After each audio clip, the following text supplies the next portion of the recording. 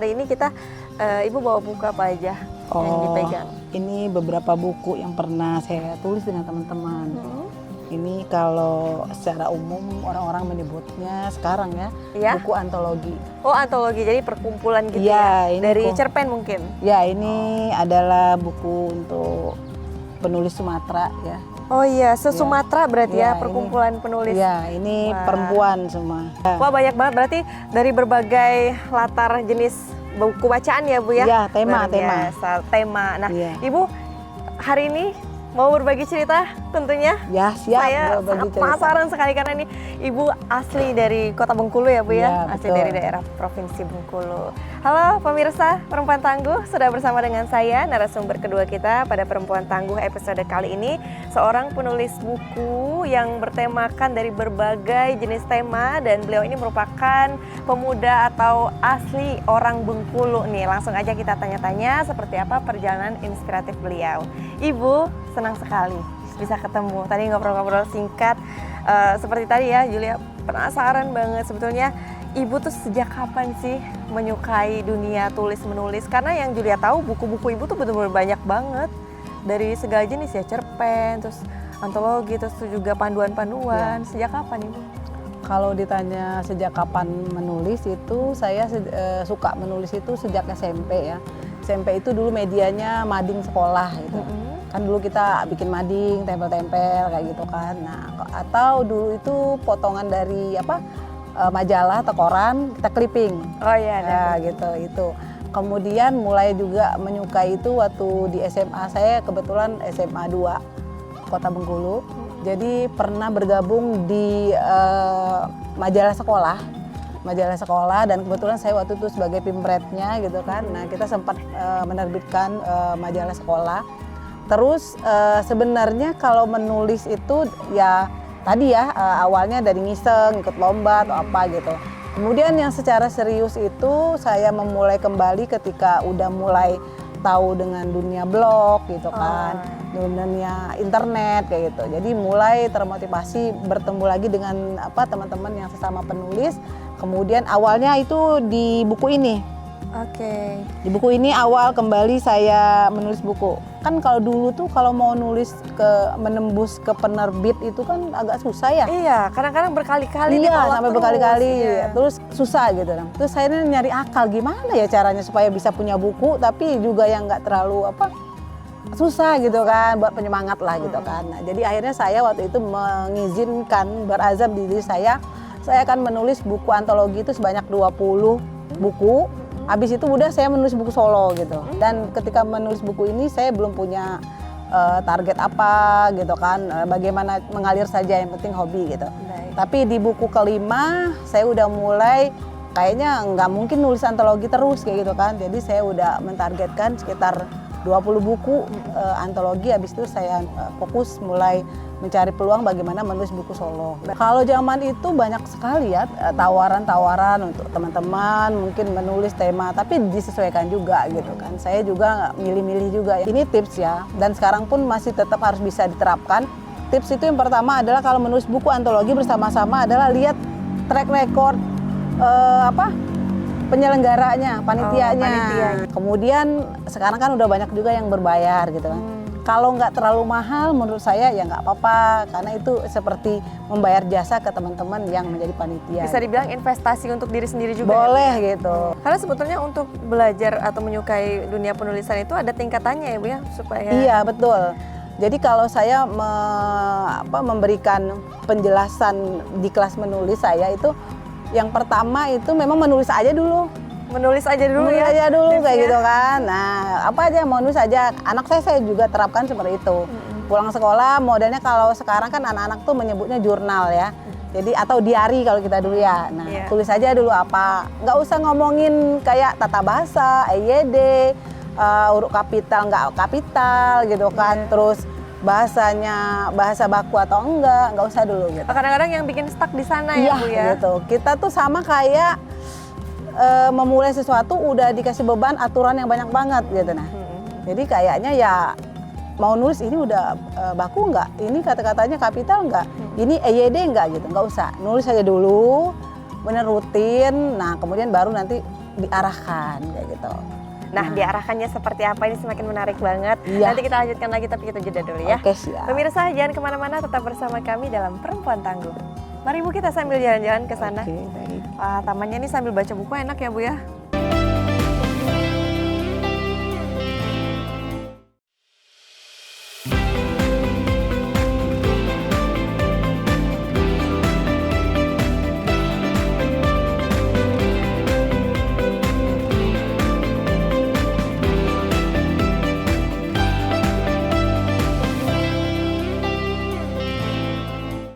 Wah, di sini enak nih Bu kayaknya duduk Bu.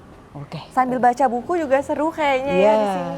Oh, ini buku-buku Ibu tadi ya Iya, sebagian. sebagian gitu ya. Wah, luar biasa. Boleh Bu, Oh silakan. iya. Kita sambil duduk, lanjutin lagi tadi bagian tips. Sebelum ke tips, Julia mau menyapa pemirsa Perempuan Tangguh di rumah. Terima kasih Anda masih bersama kami dalam Perempuan Tangguh dan masih bersama dengan saya, Ibu Milda ini, salah seorang penulis buku yang ada di Kota Bengkulu. Nah Ibu tadi sedikit disampaikan mengenai tips ya. Kuncinya yang paling penting sebetulnya untuk menjaga motivasi dalam menulis itu apa sih Bu? Kalau sekarang paling gampang sekali adalah teman ya. Gabung di komunitas kayak gitu ya. Kemudian bersinergi dengan orang lain kayak gitu. Karena kadang-kadang kita lagi mungkin mentalnya atau lagi down, kemudian bergabung di komunitas yang sama ya, atau dengan minat yang sama itu memberikan energi baru kayak gitu. Kemudian banyak info update kayak gitu. Gitu. Jadi untuk menjaga semangat kita sekarang tuh jauh lebih enak sebenarnya kayak gitu. Karena di lingkungannya saling dukung ya, Iya, saling mengingatkan juga. Iya, saling mengingatkan. Baik. Kemudian di media sosial juga banyak kayak gitu ya. Ada misalnya tawaran-tawaran untuk bergabung dengan agensi, tawaran untuk menulis kayak gitu bersama-sama. Jadi semangatnya tuh lebih lebih terjaga kalau bergabung gitu. Tapi tantangannya dalam menulis ini apa sih Bu? Ini sepertinya Ibu udah santai banget. Apa awal-awal apakah ada kesulitan? Mungkin bisa diceritakan lika-liku sebelum hari ini bisa sampai di puncaknya ini. Iya. Seperti apa perjalanannya? Kalau kesulitan itu terutama untuk buku-buku edukasi ya. Buku yang ini saya ceritain ini buku Yang ini. mana? Ya, buku ini. Ini ada buku 4 buku ya sesuai dengan nutrisi pintar ibu hamil dan menyusui. Ini sesuai golongan darah ada 4 buku. Oh, iya. Ini referensinya itu lumayan luar biasa ya, mencari gitu kan, kemudian wawancara gitu kan, membaca referensi online, offline. Kemudian saya kalau dulu tuh sering nongkrong di Gramedia itu bukan baca, tapi nyari buku-buku di bazar tuh yang saya cari-cari dijadiin bakal referensi saya ya. gitu. Jadi dari hobi bisa menghasilkan Iya, ya Bu sangat ya. menghasilkan. Bisa juga sambil berkegiatan sebagai ibu rumah tangga, Ibu ya Iya, kan, sambil betul. bekerja juga di luar rumah Iya, ya Bu betul. ya. Nah tapi tipsnya bagi waktu seperti apa Bu?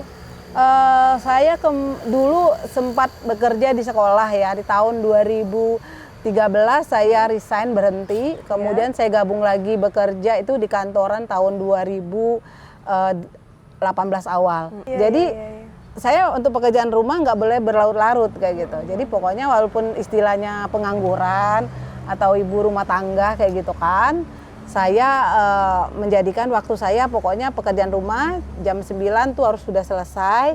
Kemudian saya duduk di meja kerja saya, menghadap laptop, membuka buku. Jadi ada Menulis. kedisiplinan ya Bu ya, Iya. dari dalam diri yang kuat gitu. Iya. Pesan-pesan untuk ibu-ibu di rumah, bagi yang mungkin di rumah dan merasa ingin juga berdaya gitu, bermanfaat tidak hanya untuk dirinya tapi juga untuk keluarga dan lingkungannya.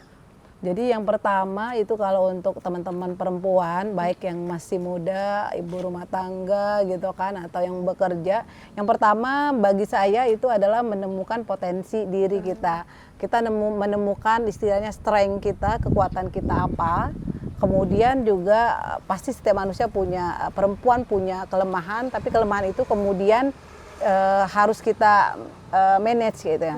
Tetapi kelebihan tadi yang harus kita tonjolkan gitu. Sering memberikan edukasi lewat Facebook. Jadi saya waktu itu karena ibu rumah tangga kan tadi 2013 sampai 2018 saya ibu rumah tangga. Kerjaan saya habis beberes rumah, buka medsos gitu kan. Nah, habis itu saya berbagi informasi di Facebook. Karena sering menulis di Facebook, kemudian ada penerbit yang menawarkan Penerbit yang menawarkan? katanya.